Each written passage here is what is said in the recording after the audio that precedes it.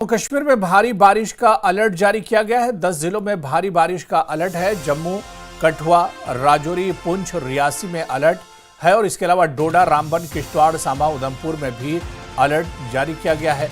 इसके अलावा कहा जा रहा है कि cloud burst, flash flood, landslide की भी चेतावनी दी गई है। तो जम्मू में हालात काफी ज्यादा खराब हैं और इस बीच जम्मू के 10 जिलों में एक बार फिर खराब मौसम को लेकर अलर्ट जारी किया गया है।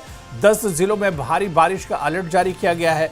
जिन जिलों में अलर्ट जारी किया गया उनमें जम्मू, कठुआ, राजौरी, पुंछ और रियासी हैं जहां पर अलर्ट जारी किया गया है। इनके अलावा डोडा, रामबन, किश्तवाड़, सांबा और उधमपुर में भी अलर्ट जारी किया गया है। लोगों को सावधान किया गया है क्योंकि मौसम खराब होने के चलते क्लाउड बर्स्ट और फ्लैश फ्लड, लैंडस्लाइड भी हो सकते हैं और इसको लेकर चेतावनी जताई गई है, चेतावनी जारी की गई है, अलर्ट जारी किया गया है।